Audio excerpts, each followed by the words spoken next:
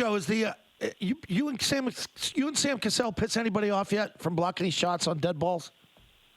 I hope we piss everybody off. Is that a technical? If the coach comes off the bench? Say you put one in the third row. I don't think it's the rule, but I'm sure it will be in the next 24 to 48 hours.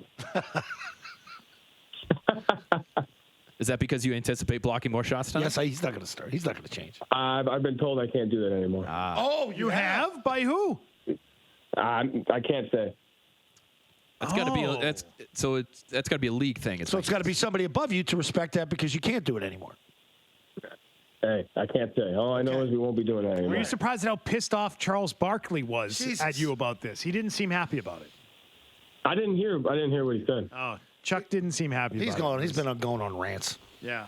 Oh, really? Oh, yeah. About everything. That time of year. Chuck's got an opinion on everything. He's waiting for the playoffs, too. Yeah.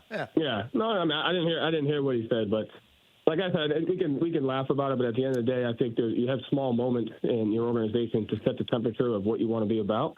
And, we did that last year, and dating back to that's an important thing for our team, the mindset that we try to bring, that we're going to bring it every day, that, we want our opponents to constantly be uncomfortable. We don't want to give them an edge at any point. And so I appreciate the players allowing us to be ourselves as a staff. I appreciate the staff buying into that. And, you feel like you get small moments to, set the temperature, and that was one of the ways. But, we built that, so.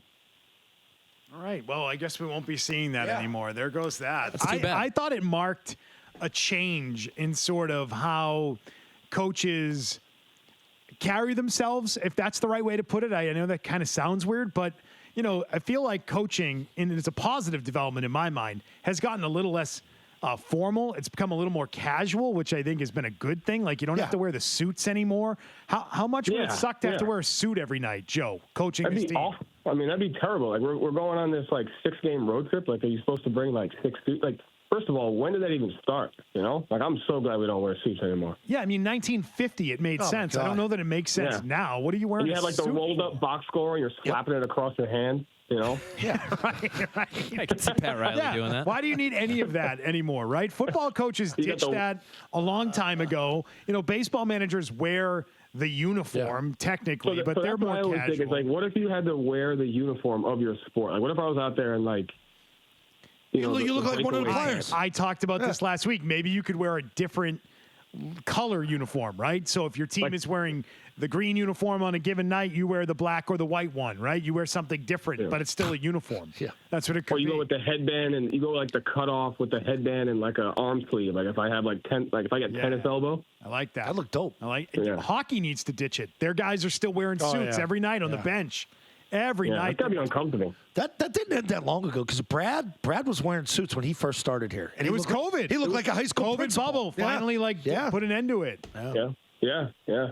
And I thought I think you're right. I think the idea of trying to – I think the suits kind of put a separation between the coaches and the players. At the end of the day, my number one job is I'm no different than the players, and this is a players' league, and it's all about the players. And we have to be able to connect on a certain level. And I think, that competitive mindset, that understanding of hey, we're out in the arena, we're on the court here together, and we got to keep our competitive edge, and we got to constantly find ways to get better. I think there's small psychological things that can distance the coach-player relationship, and I've always felt like the suits were one of them. You're just on the sidelines getting yelled at by a guy in a suit.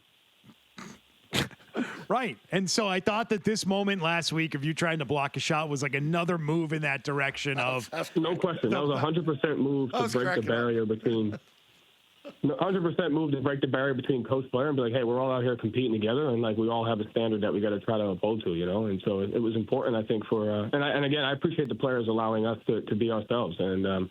I think that's important. One of the gifts that I appreciate the most of coaching this team beyond the Celtics, the tradition, the fans, is there's very few coaches in the league, and really in any sport, that are allowed to be themselves by the players. And in this players' league where it's all about them and they're the most important, I'll never take for granted, that our guys allow us to do that as a staff. And did you get the sense that anyone on the court was mad about that? It didn't feel like anyone was mad about it.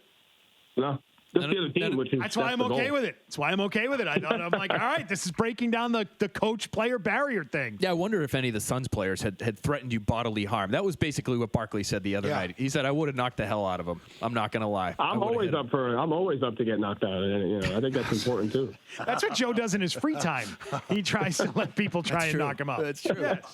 Then all of a sudden somebody takes a swing and there's a judo move, then guy's on his back. That's his entertainment, man. That's where he likes to live in that space. Is it judo or jiu-jitsu? I mean, if you can't go through the day hoping you get knocked out, I don't know what are you doing? Joe, you keeping up on any of this Mike Tyson training? You watching Tyson train as he's getting ready to fight Jake Paul? I haven't seen it. Oh, dude, I haven't seen any of it. He looks in great shape, but he's given up 30 years on the guy. How much for you to take a Mike Tyson punch in the face? Oh. I wouldn't do that. I remember not even for like $1 million. No, Yeah, because millions. you could die. You could die. You could right. die. I could have a brain aneurysm. And I don't say that to be funny. You could actually take the punch and die. Yeah. That's not Beetle, worth $5 million. You wouldn't do it. Nah, well, do my kids get the money no matter what? No. I mean, Do you have to survive? You have to survive. Yeah, You have to survive. I'd consider it. Yep. For 5, I would. You have to. You got to I would. consider Yeah, it. no, as long as We they could sell as long tickets as my to it. kids still get the money, yeah, sell tickets. I'd have to consider it. $1 million is not enough. Oh, God. It isn't. Do I get to defend myself, or do I just have to have my chin out and He take just it? What does that even look like? He Defend looks yourself so versus I just Mike like, Tyson. can I have a hand Can up? you get a hand up? Right. You can't walk in like You can Allen hand from up. Hangover. He's gonna punch you through the hand. Okay. All right. Right. Well, I didn't know if it was one of these slap contest situations where you're just standing at a table and the guy just rocks you in the face. No, you can defend yourself. You got to stay in the ring for a minute. 1 minute. Peter McNeely didn't make it. God, we're watching video of him right now. He's still like He looks violent, Joe. He looks so violent. No, like how angry. old is he now? How old- 57. He's 57 years old. Fighting a 27-year-old. He is going to kill the guy. He's going to Jake People are Paul. saying right? Jake Paul's going to win.